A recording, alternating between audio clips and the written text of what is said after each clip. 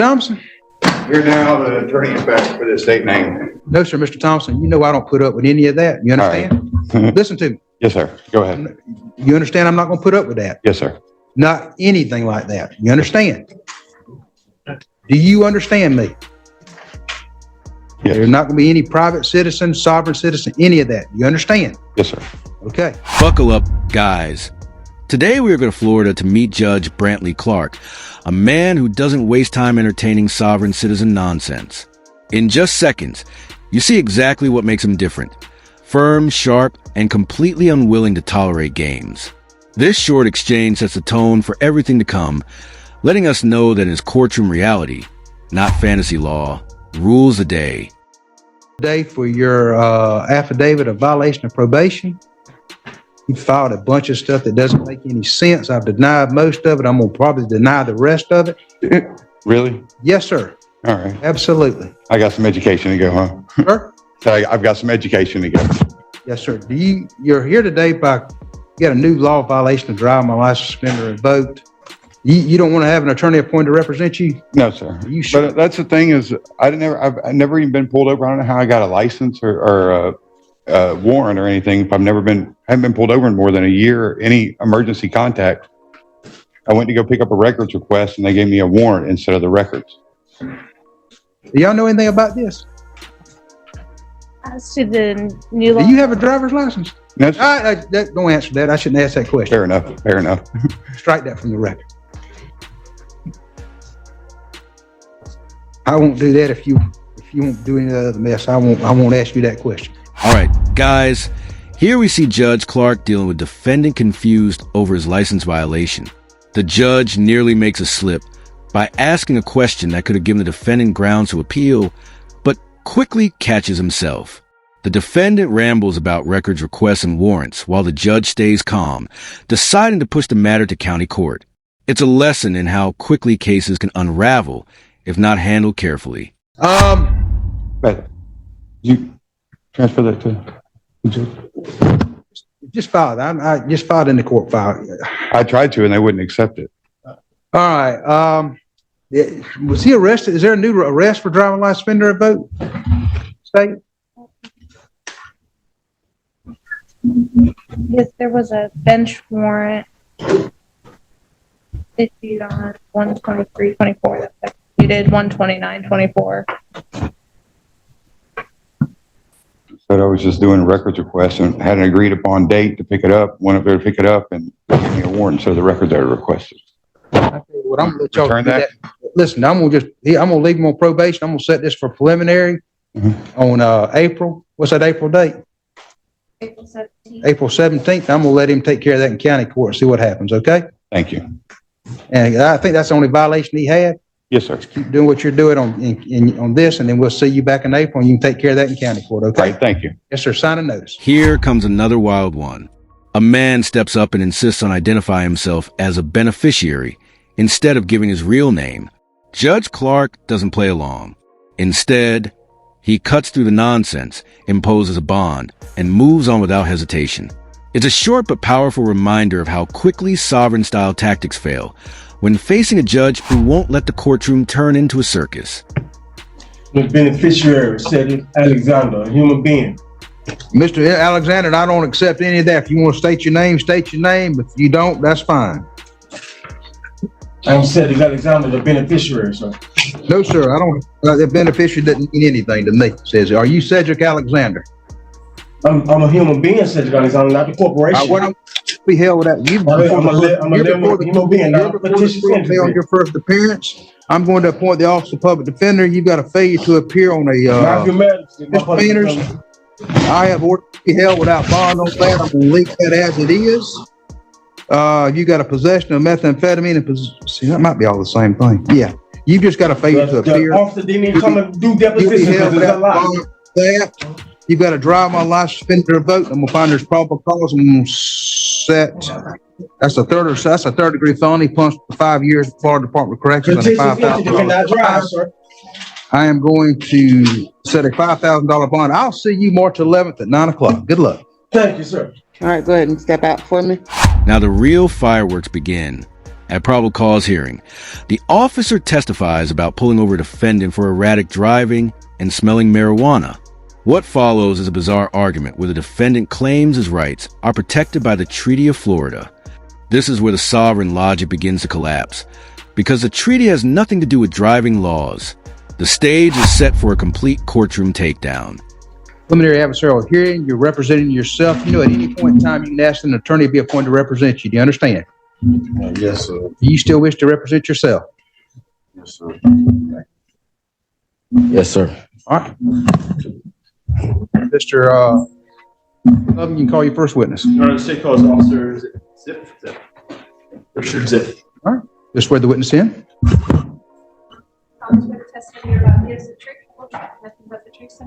I do. Can you state your name for the record, please? Richard Ziff, Where are you employed? Panama City Police Department. Were you working in November of 2023? I was. On November 11th, 2023, did you have occasion to come in contact with defendant Josiah Beecham? I was. How did you come in contact with him? It was an investigative stop. Mr. Beecham's vehicle was having a hard time maintaining its lane. I conducted a traffic stop on the vehicle. Vehicle drove over the curb. Immediately when I stopped the vehicle, I can smell marijuana coming from within the vehicle while still sitting inside my own vehicle. As I got closer to the vehicle, I can smell the marijuana getting stronger. When I made contact with Mr. Beecham in the driver's seat, I informed him the nature of the stop, also told him I smelled marijuana in the vehicle. At that point, Mr. Beecham was saying I was violating the Treaty of Florida, making other statements that he was not driving, he was traveling. Things heat up as the defendant cross-examines the officer. He presses about dash cams, body cams, and whether the traffic stop was valid. But every question only digs him deeper, because the officer calmly confirms finding drugs and even a firearm under the seat. The suspense builds as you realize the defendant is trying to talk his way out, but instead he's strengthening the case against himself, brick by brick.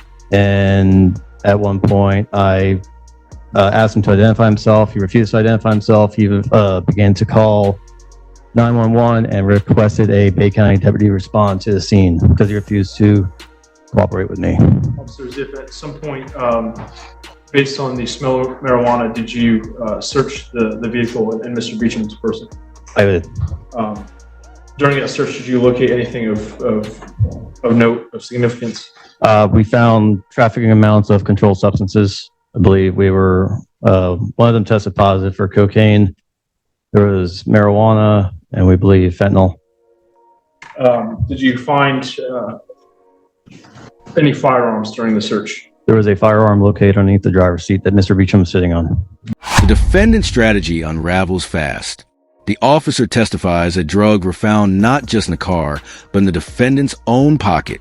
Each denial is answered with clear, damaging details. His attempt to shift blame to a passenger collapse under the evidence, leaving him cornered. This moment shows why representing yourself in serious charges almost always ends badly. It's a losing game played in real time. Did you run a criminal records check on Mr. Beecham? We did. Did you find out whether he had been previously convicted of any felonies? He was on inmate release status for a felony. I believe the same charges. No, that's all my questions at this time. Mr. Beecham, any questions? Yes. So did I have a passenger in the car with me at the time? You did. Upon you saying you smelled the smell of marijuana, did I say that I smoked hemp? You did admit to it. I said I smoked hemp, right? You said you smoked marijuana. Sir, did you have on a body cam? I did. And okay, thank you, Your Honor.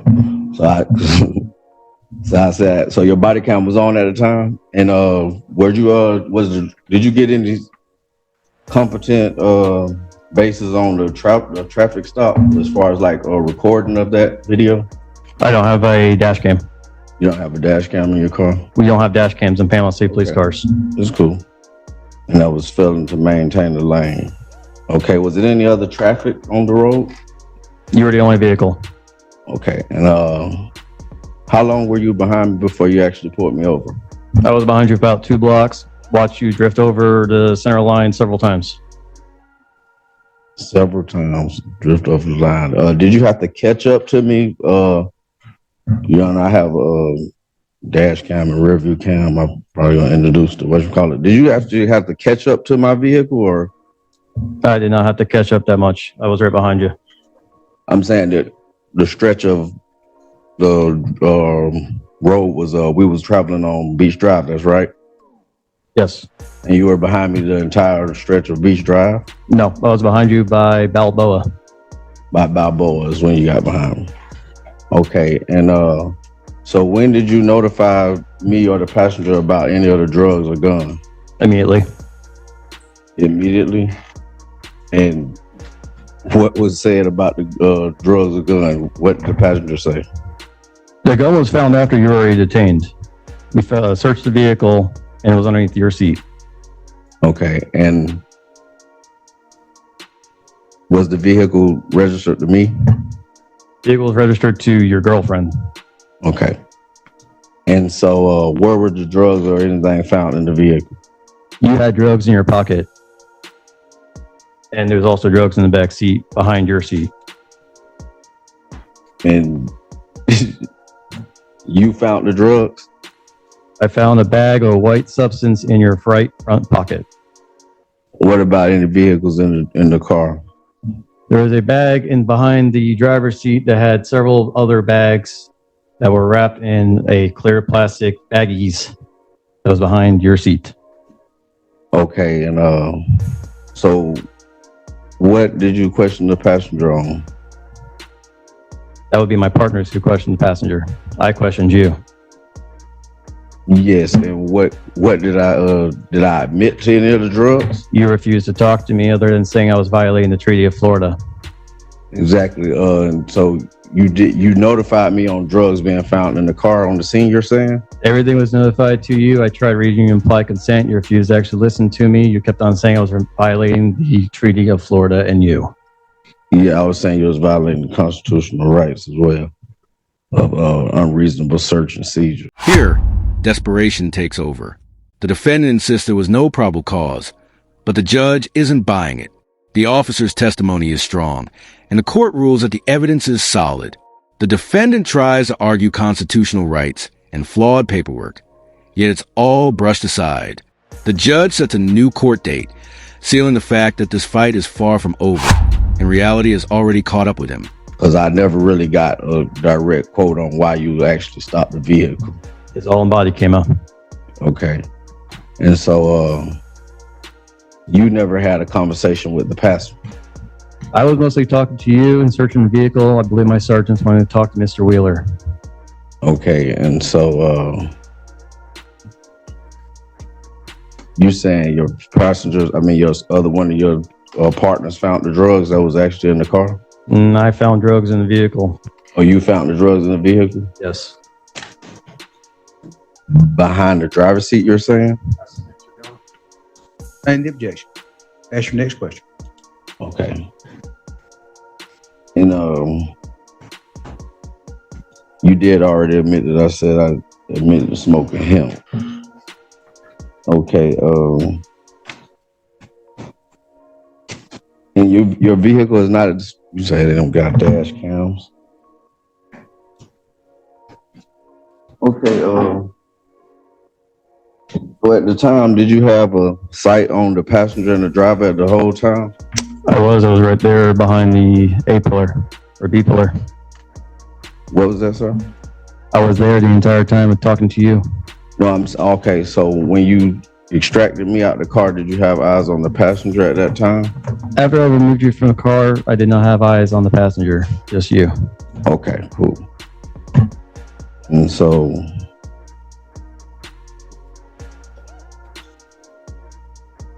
in your report, you never wrote a ticket for the failing to maintain lanes, nor did you mention it in your affidavit of complaint.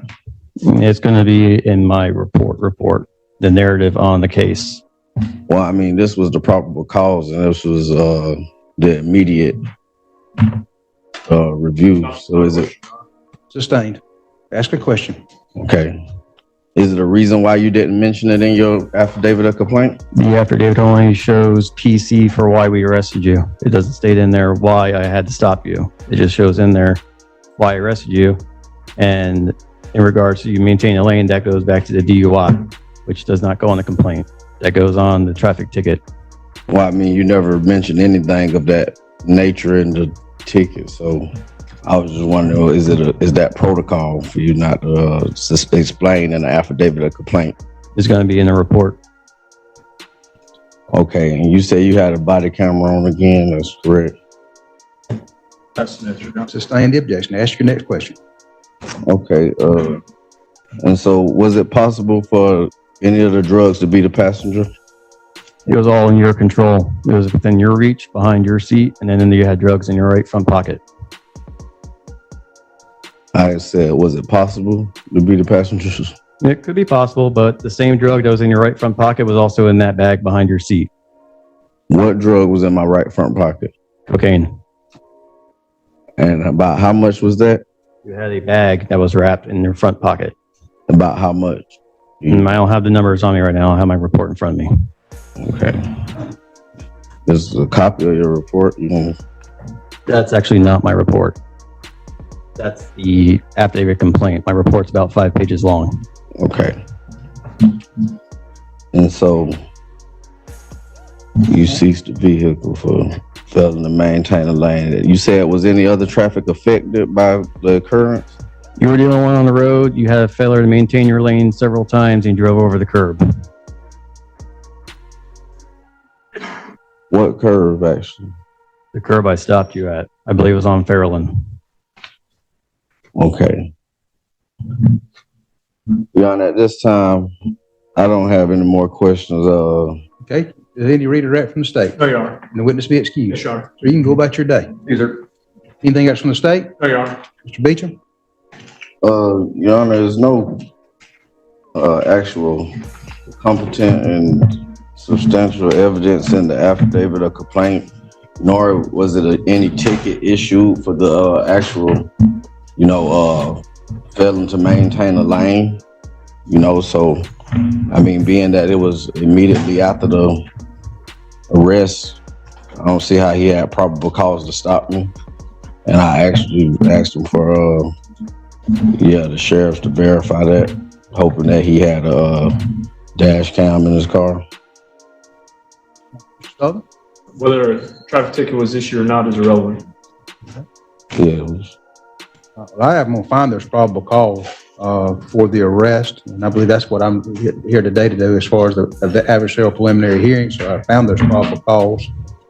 We'll need another court hearing. Do we have this transcribed? You can file a motion to have it transcribed, yes, sir. We need to set another hearing. You understand, Mr. Beecham, at any point in time that you ask for an attorney, one can be appointed to represent you if you meet the financial requirements. You want to set up for another pretrial? Beecham? Yes, sir. Let's set it for April 18th at 9 o'clock.